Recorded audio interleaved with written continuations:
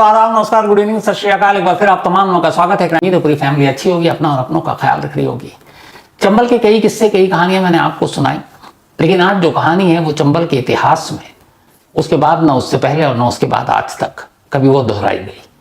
हालांकि अब चंबल पूरी तरह से लगभग साफ है, छोटे मोटे कुछ गिरोह जरूर है, लेकिन अब वो वाली बात नहीं रही चंबल के बिगड़ों में जो 50, 60, 70, 80s, 90s के दौर में हुआ करती थी। आज की कहानी चंबल के उस डाकू की कहानी है जिसे कहा जाता था कि उससे महंगा डाकू कोई नहीं हुआ। एक ऐसा डाकू जिस पर सरकार और पुलिस ने भी सबसे ज्यादा इनाम रखा। चंबल के इतिहास में यह आज भी एक रिकॉर्ड है कि किसी डाकू के सर पर इतना इनाम रखा गया। और चंबल का ये वो डाकू था जिसने कहा कि चंबल के आसपास तो बहुत सारे पकड़ किडनैपिंग की, क्योंकि चंबल के डाकुओं का जो उनकी पूरी जिंदगी होती है, वो जो हथियार खर्ची है, वो सारा वो किडनैपिंग से ही चलता है, जिसे वहां की लोकल भाषा में पकड़ कहते हैं। तो सारे डाकू यही करते हैं। लेकिन ये वो डाकू था जिसने चंबल के आसपास के इलाके से बाहर निकलकर उसने कहा कि क्यों ना सीधे दिल्ली की, जो देश की राजधानी है दिल्ली, वहां तक अपनी खौफ और दहशत को पहुंचाया जाए। और ये वो डाकू है जिसके ऊपर जब उसकी इस तरह की चीजें हुई तब प्रधानमंत्री इंदिरा गांधी तक ने कहा था कि अगर डाकुओं को सरेंडर करने का कोई ऑपरेशन चलेगा तो एक ही शर्त पर इसकी इजाजत देंगे, अगर उस डाकू को भी आप सरेंडर करवा दो। तो अंदाजा लगाइए वो क्या होगा। पुलिस की फाइल में उसका कोड नेम था E1, यानी एनिमी नंबर 1, दुश्मन नंबर 1। बात 1965 की है। चंबल के डाकू बैठकर एक मीटिंग कर रहे हैं और उस मीटिंग का मुद्दा यह है कि बहुत सारे पैसे चाहिए, आसपास के लोगों को पकड़कर कुछ ही पैसे मिलते हैं, तो एक बड़ा हाथ मारना है, तो कैसे? तो उन्होंने कहा चंबल के बाहर सोचना चाहिए। अब चंबल के डाकुओं की जो पूरी ताकत है या उनका जो वर्चस्व है वो चंबल के इर्द गिर्द होता है, लेकिन उन्होंने कहा बाहर कहां? तो ये हुआ कि अगर दिल्ली, तो बहुत सारे डाकू चौंके कि ये क्या कह रहे हैं आप सरदार, दिल्ली में कैसे? तो उन्होंने कहा बात तो तभी है अगर दिल्ली तक हमारी धौंस और धमक पहुंचे तो फिर बात है चंबल की। तो ठीक है, क्या करना है? टीवा की लिस्ट बनाओ, ऐसे कौन कौन से लोग हैं जिनको दिल्ली से उठाएं, किडनैप करें और फिर उनसे वसूली करें। लिस्ट बनती रही, तभी एक नाम आया, एक शख्स जो उस वक्त दिल्ली में मूर्तियों का बहुत बड़ा बिजनेसमैन था, बहुत बड़ा करोड़पति। लेकिन उसका एक दूसरा रूप था उस बिजनेसमैन का। वो रूप ये था कि वो मूर्तियों के कारोबार की आड़ में वो उसकी तस्करी भी करता था, स्मगलिंग भी, देश के अलग अलग मंदिरों में या फिर किलाओं में या फिर और ऐसी जो ऐतिहासिक मूर्तियां होती थी जिनकी इंटरनेशनल मार्केट में काफी मांग है, डिमांड है, तो उनकी तस्करी किया करता था। तो फिर चंबल के डाकुओं के सरदार तक उसका नाम और उसका काम पहुंचा। तो ये हुआ कि यही है टारगेट। लेकिन अब चंबल में बैठकर दिल्ली के उस बिजनेसमैन को कैसे किडनैप किया जाए, अब इसकी प्लानिंग शुरू हुई। तो हुआ ये कि उस बिजनेसमैन तक एक खबर पहुंचाई जाए। खबर ये कि चंबल के कुछ डाकुओं ने कहीं डाका डाला और उनके हाथ में नायाब ऐसी मूर्तियां लगी हैं जिनकी कीमत करोड़ों में है और वो बेचना चाहते हैं, लेकिन कोई ऐसा खरीदार नहीं है उस लेवल का जो इसे खरीद सके। तो इसीलिए आपका नाम सामने आया, क्योंकि आप जौहरी है, देखकर परख लेते हैं, तो इसलिए आपको अप्रोच किया गया। अब ये प्लानिंग है, तो भैया कौन कैसे अप्रोच करे? तो चंबल का एक डाकू भेष बदलकर, शहर के शहरी कपड़े पहनकर दिल्ली आता है। दिल्ली आने के बाद उस बिजनेसमैन के पास पहुंचता है और वहां जाकर बताता है कि हमें एक खबर मिली है, कुछ लोग हैं जिनके पास ये मूर्तियां हैं और उनका ताल्लुक चंबल से है। वो खुद चंबल का है लेकिन कहानी सुना रहा है, और वो बड़ी बेशकीमती मूर्तियां और वो खरीदार ढूंढ रहा है। तो मुझे भी ये था कि कुछ कमीशन मिलेगा, तो मैंने कहा आपसे पूछ लूं, और अगर आप है तो बीच में मैं बिचौलिया का काम कर दूं। अब वो कारोबारी, एक स्मगलर भी मूर्तियों का तस्कर, मन में लालच आया कि यार अगर करोड़ों का माल होगा तो कुछ ही लाख में खरीद लेंगे। उसने कहा ठीक है, लेकिन पहले वो मूर्तियां देखेंगे। शर्त ये थी। तो कारोबारी पुख्ता भी होना चाहता था कि मूर्तियां सही है, नहीं है, कोई साजिश तो नहीं है, लेकिन उसके दिमाग में दूर दूर तक ये नहीं था कि ये सब चंबल के डाकुओं की प्लानिंग चल रही है। तो उसने कहा ठीक है, हमारा एक आदमी पहले मूर्ति चेक करेगा। उसने कहा ठीक, आप कर लीजिए। अब वो उस कारोबारी का जो बंदा था वो मूर्तियों में डील करता था, एक एक चीज जानता था, असली और नकली। तो उसने कहा ठीक है, इसको भेजते हैं। तो कहाँ भेजते हैं? तो ग्वालियर में। अब वो बिजनेस मैन का वो बंदा ग्वालियर पहुंचा। ग्वालियर से एक दूसरा शख्स उसको लेकर अड्डे पे पहुंचा। अब वहां अड्डे पे पहुंचने के बाद उसको असलियत पता चली कि वो आया कहां है। अब उसे लग गया वो तो डाकुओं के चंगुल में फंस गया, अब क्या करे। अब उसे छोड़ते हैं तो वो जाके मालिक को सच सच बता देगा, तो अब क्या हो। तो फिर डाकुओं ने एक नई प्लानिंग बनाई। उस शख्स को लेकर वो ग्वालियर गए और वहां 1965 की बात है, वहां एक जगह ले जाकर उससे फोन कराया। तब लैंडलाइन फोन हुआ करता था, वही बहुत कम लोगों के पास, लेकिन वो करोड़पति था। तो फोन कराने के बाद उसने कहा कि अगर तुमने कुछ भी उल्टा पुल्टा बोला तो मार डालेंगे, तो तुम्हें सिर्फ मैसेज देखना है कि आप मूर्ति देख ली, ये लोग किसी और को भेज देंगे, आप फौरन डील डन कर लो। फोन हुआ, मालिक ने सुना, उसे लगा चलो यार वो भरोसेमंद मुलाजिम, कहीं शक की गुंजाइश नहीं। उसने कहा ठीक है मैं आ रहा हूँ। अब अगले दिन मालिक फ्लाइट पकड़ के दिल्ली से ग्वालियर उतरता है। ग्वालियर उतरने के बाद अब उसके लोग वहाँ थे ही थे, उन्होंने कहा चलिए आपको ले चलते हैं। उसके बाद एक गाड़ी में बिठाया गया और फिर आहिस्ता से सटा दिया गया वो वेपन और कहा गया अब आप अगवा हो चुके हैं, चलिए हमारे साथ। अब उसको ले जाकर सीधे चंबल की घाटी में। अब मालिक चंबल की घाटी में किडनैप। अब जिससे फिरौती लेनी थी वो तो उन्हीं के पास है। अच्छा वो पूरे पैसे भी लेकर नहीं आया था। अब वह क्या किया जाए, तो अब कि मालिक के घर में फिर मैसेज पहुंचाया जाए। मैसेज पहुंचाया गया। जैसे ही पता चला कि चंबल के डाकुओं ने दिल्ली के इतने बड़े मूर्तियों के कारोबारी बिजनेसमैन, जिसकी अच्छे अच्छे उस वक्त की जो नेताओं बाकी ब्यूरोक्रेसी में पहुंच थी, उसको किडनैप कर लिया गया। कहते हैं कि पीएम तक ये मामला पहुंचा था, अखबारों में खबर छप गई। अब सौदेबाजी शुरू हुई फिरौती की, मामला चलता रहा। कई दिन बीत गए, वो बिजनेस उनके कब्जे में रहा। इधर सरकार की तरफ से, पुलिस की तरफ से प्रेशर डाला गया, एक साथ 3 state, Rajasthan, MP, UP police सब, कि भाई उसको छुड़ाओ। लेकिन कहां से छुड़ाए, क्योंकि एनिमी नंबर 1 पुलिस की रडार में पहले से ही थक हार कर फिर ये लगा कि कहीं बिजनेसमैन की जान को खतरा ना आ जाए। घर वालों ने कहा भाई आप सरकार पुलिस अपनी कोशिश रहने दो, हमें बात करने दो। बात की और कहते हैं कि आखिर में उस दौर में 1965 में जो डील हुई फाइनल, वो 50 लाख से होते होते 26 लाख तक आई। 26 lakhs इन 1965। सोचिए वो अमाउंट कितना बड़ा होगा। तो 26 लाख में डील हुई, 26 लाख चंबल पहुंचाए गए। 26 लाख मिलने के बाद उस कारोबारी को रिहा किया गया और वो दिल्ली सकुशल पहुंच गया। जिस डाकू ने इस बिजनेसमैन को किडनैप किया था उसका नाम था डाकू मोहर सिंह। प्यार से लोग दद्दा भी बोलते हैं। मोहर सिंह की भी कहानी डाकू बनने की वही थी जो चंबल के हर डाकू या जो अपने आप को बागी कहते हैं होती है। जमीन को लेकर गांव में झगड़ा हुआ, झगड़े में हाथ पैर चले और उसके बाद मोहर सिंह के परिवार वालों को चोट पहुंचाई गई। बदला लिया मोहर सिंह ने, हाथों एक कत्ल हो गया। मोहर सिंह पुलिस से बचता हुआ भागे तो कहां भागे, पहुंच गया चंबल, जो हर बागी और डाकू की इसी तरह की कहानियां मिलेंगी। अब वहां उस वक्त बहुत सारे गैंग थे चंबल में। तो चंबल जाने के बाद उसने कहा कि भाई कोई गैंग हमें अपने पास रख ले, पुलिस हमें मार डालेगी। और एक से एक बड़े जो गैंग उस वक्त ऑपरेट कर रहे थे, उनमें से एक मान सिंह भी उसी दौर में थे। लेकिन किसी गैंग ने भी भाव नहीं दिया। उसने कहा कि यार किसको रखेंगे, तो किसी ने भी अपने पास लिया नहीं। चंबल में भटकते भटकते अब मोहर सिंह को यह था कि वापस घर जाएंगे तो पुलिस मार डालेगी या पकड़ के जेल के अंदर डाल देगी, और अभी बदला अधूरा है, तो क्या करे। तो उसने बाकी गैंग और डाकुओं को देखा तो बोला इनसे क्यों मदद मांग रहा हूँ, मैं खुद अपने गैंग बनाता हूँ। इसका धीरे धीरे उसने ऐसे ही लोगों को चुनना शुरू किया और कुछ ही वक्त के अंदर अंदर करीब 150 लोग मोहर सिंह के गैंग में शामिल हो चुके थे। मोहर सिंह की एंट्री और ये गैंग बनना किस्मत ने भी साथ दिया। उस वक्त तक जिस डाकू की तूती बुरा करती थी चंबल में, डाकू मान सिंह, वो एक एनकाउंटर में मारा गया। बाकी जो छोटे मोटे गैंग थे वो काम कर रहे थे। लेकिन जब मोहर सिंह ने एंट्री मारी अपने 150 साथियों के साथ, तो फिर देखते ही देखते उसका नाम 3 राज्यों में गूंजने लगा। और उसकी वजह ये थी कि चंबल के डाकुओं के जितने भी इनकाउंटर होते या मारे जाते या पकड़े जाते, उसकी एक कॉमन वजह थी, और वो वजह यही होती कि मुखबिरी। अब डाकू हैं, हर वक्त चंबल के अंदर तो रहेंगे नहीं, अनाज खाना पीना, लूटना, किडनैपिंग, तो उन्हें आसपास की बस्तियों में, गाँव में भी जाना है। और यही वो मौका होता था जब पुलिस वाले गाँव के लोगों को मुखबिर बनने के लिए तैयार करते थे, या तो जबरदस्ती या धमकाकर या लालच देकर। और इसी वजह से बहुत सारे लोग मारे गए।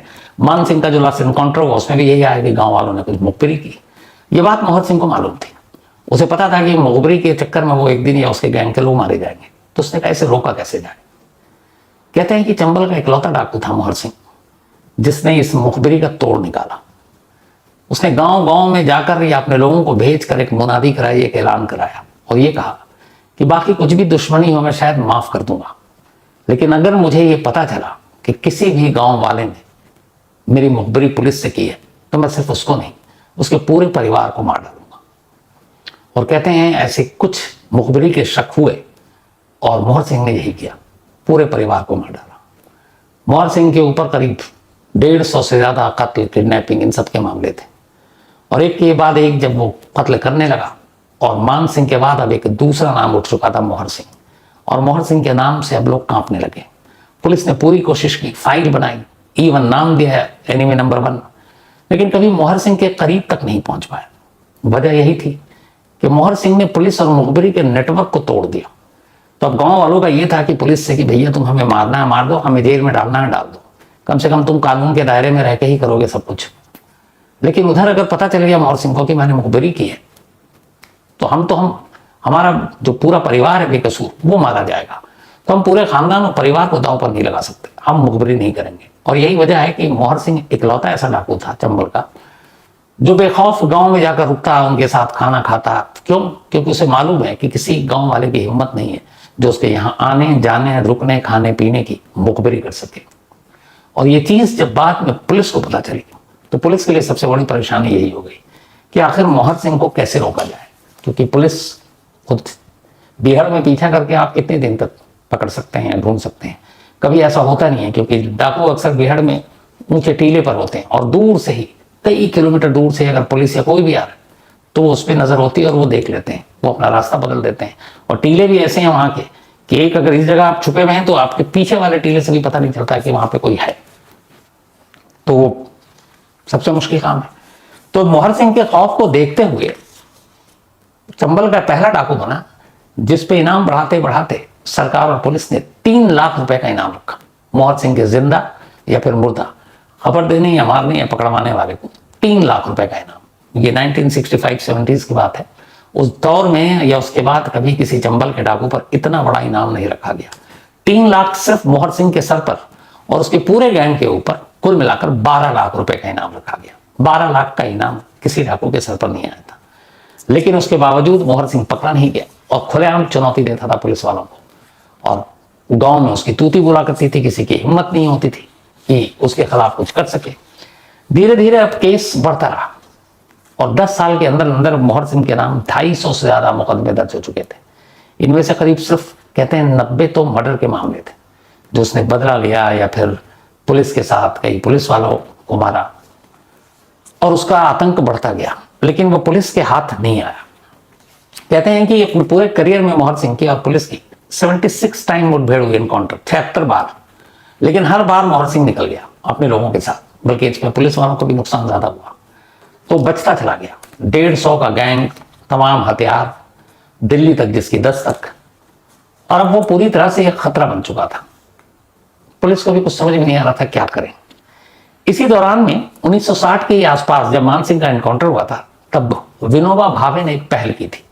उन्होंने दिल्ली में बात की थी कि ये जो चंबल के डाकू हैं ये भी हमारे सोसाइटी के लोग हैं, इनके साथ ज्यादती हुई, जुल्म हुआ, इनके जमीन पर कब्जा किया गया, कुछ पुलिस वालों की वजह से डाकू बन गए, कुछ बदले की वजह से डाकू बने, तो ये सब पेशेवर अपराधी नहीं है। और ये वाकई चंबल का एक सच है कि चंबल के 5-10% छोड़ दें तो जितने भी चंबल के बिहार में पहुंचे वो आज भी कहते हैं अपने आप को बागी कहते हैं, उस डाकू नहीं कहते हैं, क्योंकि उन्होंने सिस्टम से बगावत की। उनका अपना ये अपनी सोच थी कि उनके साथ जुल्म, ज्यादती, जमीन कब्जा करना, उनके परिवारों की महिलाओं के साथ रेप करना, तो इन सारी चीजों ने उनके अंदर गुस्सा पैदा किया और वो चंबल में पहुंच गए और बागी बन गए।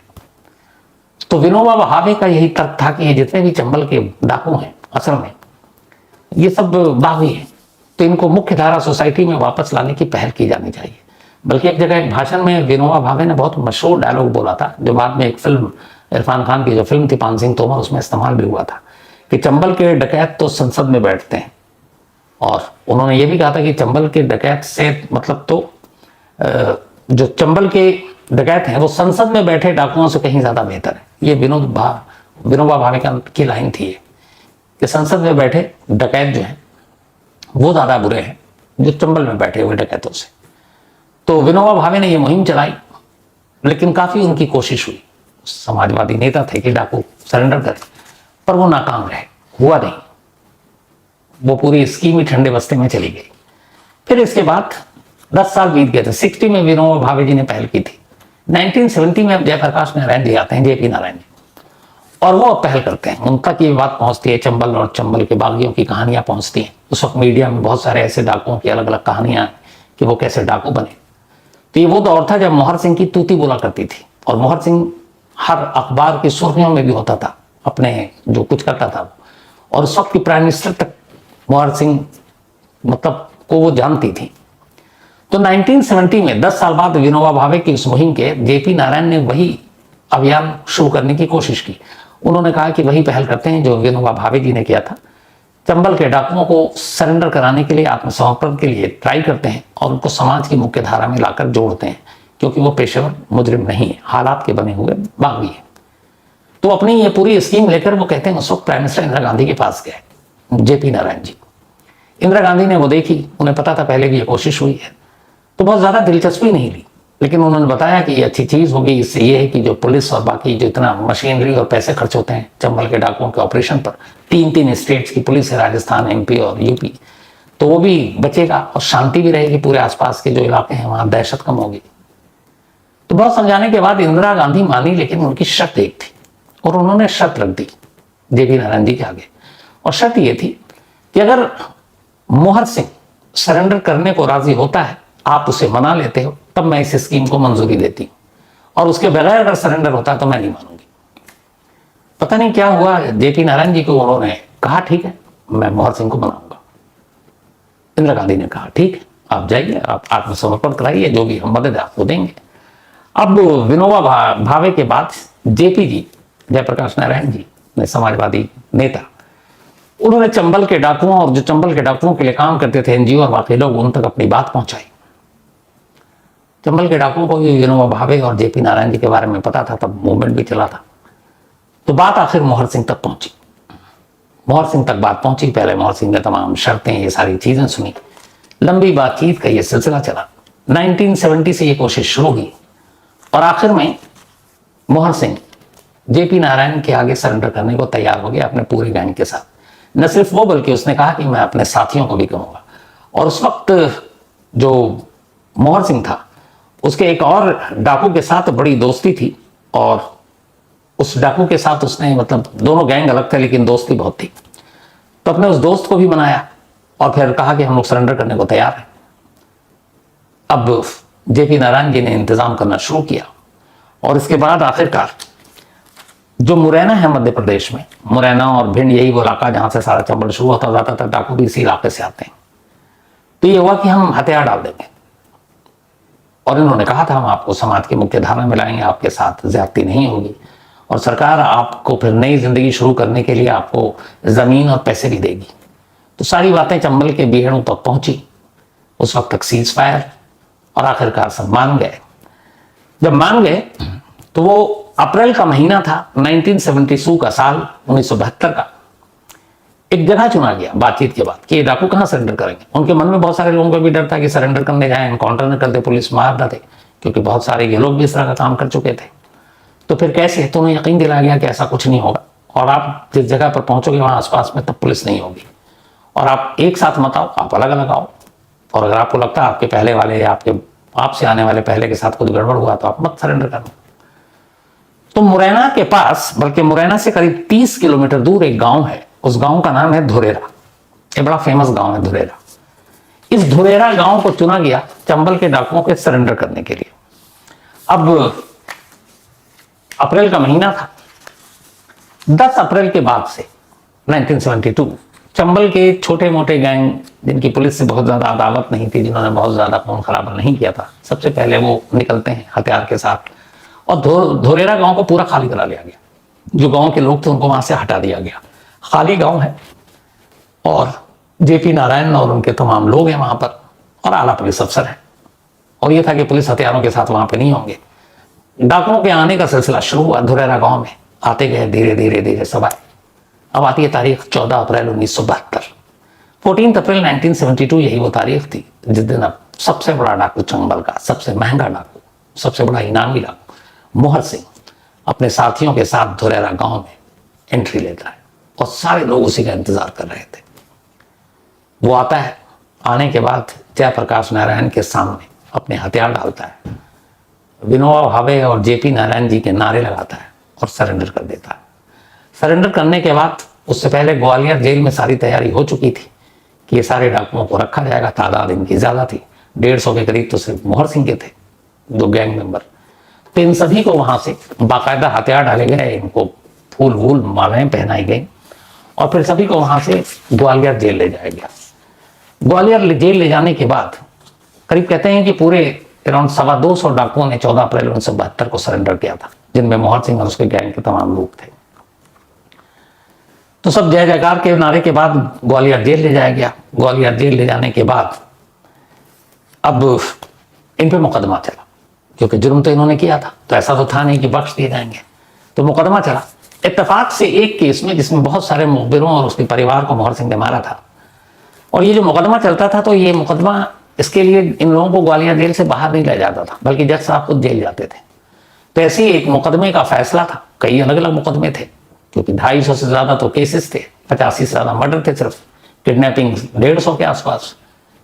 तो एक ऐसे ही मर्डर केस में अदालत ने, जज साहब बैठे हुए हैं, सामने मोहर सिंह है, ग्वालियर जेल है, उन्होंने सजाए मौत, फांसी की सजा दी और 10,000 रुपए का जुर्माना मोहर सिंह को। जब जज साहब ने यह फैसला सुनाया कि इस चीज के लिए तुम्हें फांसी की सजा दे रहा हूं और साथ में 10,000 रुपए जुर्माना, तो कहते हैं कि जैसे ही जज साहब ने बोला और जज साहब रुके, तो मोहर सिंह, ये बाकायदा दस्तावेजी सबूत है, किताबों में है उस वक्त, तो मोहर सिंह ने जज साहब की तरफ देखा, उसे कोई वो नहीं हुआ डर खौफ कि मुझे फांसी की सजा मिल गई। वो बल्कि ऐसे उल्टा पूछता कि जज साहब ये बताइए, जब मुझे फांसी पे आप चढ़ा ही दोगे तो फिर 10,000 रुपये मैं कहां से दूंगा आपको, और मेरे फैमिली के पास तो है नहीं, परिवार के पास जो आपको 10,000 रुपये देगा, तो ये तो फांसी दीजिए या 10,000 दीजिए, अब मैं मर ही गया तो फिर पैसे कहां से आप वसूलेंगे। और ये कहकर वो हंसने लगा। खैर बाद में फिर इस फांसी की सजा को ऊपरी अदालत में, हाईकोर्ट में, वहां पे गया तो तमाम मुकदमों की फिर एक साथ सुनवाई हुई और आखिरकार मोहर सिंह को 20 साल की सजा सुनाई गई। फांसी की सजा खारिज हो गई थी, 20 साल की सजा सुनाई गई। लेकिन जेल के अंदर उसके अच्छे चाल चलन थे। 1972 था, 20 साल की सजा हुई, लेकिन उसने सिर्फ 8 साल जेल में काटे। 1980 में मोहर सिंह जेल से बाहर आ गया और जेल में उसे एक जेंटलमैन डाकू का नाम दिया गया था, क्योंकि वो जेल के अंदर बिल्कुल सारे भलाई के काम कर रहा था। तो इसीलिए 20 की बजाय सिर्फ 8 साल मोहर सिंह जेल में रहा, जिसे फांसी की सजा हुई, फांसी की सजा बदली गई, 20 साल हुई और 20 में से भी 12 माफ, 8 साल जेल में रहा। 1980 में जेल से बाहर आया। जेल से बाहर आने के बाद सरकार ने चूंकि सरेंडर करने के लिए हर डाकुओं को पैसे दिए थे, जमीन दिए थे कि तुम अपना नई जिंदगी शुरू करो, क्योंकि पुनर्वास योजना थी, तो मोहर सिंह को 35 एकड़ जमीन दी गई थी। उस 35 एकड़ जमीन पर उसने खेती बाड़ी शुरू की और अपनी जिंदगी चलानी शुरू की। जेल से बाहर आने के 2 साल बाद ही मोहर सिंह का नाम इतना था कि मुंबई से, तब बॉम्बे हुआ करता था, एक फिल्म का ऑफर आ गया मोहर सिंह के लिए कि एक फिल्म में आपको काम करना है और अपना असली रोल प्ले करना है। और उस फिल्म का नाम था चंबल के डाकू, और उसमें मोहर सिंह ने रोल किया, न सिर्फ रोल किया बल्कि चंबल में जब उसका एक और दूसरे गैंग का सरदार जो था, एक डाकू जिसका नाम माधो सिंह था, उसने कहा कि माधो सिंह को भी इसमें रोल करना आप दो। तो प्रोड्यूसर डायरेक्टर तैयार हो गए और मोहर सिंह और माधो सिंह ने 1982 में ये फिल्म रिलीज हुई थी जिसका नाम था चंबल के डाकू। उसमें इन दोनों ने अपना अपना किरदार निभाया था, तो फिल्मों में भी काम किया एक हीरो के तौर पर। फिर धीरे धीरे वक्त बीता, मोहर सिंह ने गुनाह के सारे रास्ते छोड़ दिए थे। 12 साल के बाद फिर मतलब 92 में मोहर सिंह ने पॉलिटिक्स ज्वाइन कर लिया और वो राजनीति में आ गया और कांग्रेस में शामिल हो गया। इसके बाद उसने नगर पंचायत का चुनाव लड़ा और जीत गया। फिर बाद में उसने सोशल वर्क करना शुरू कर दिया।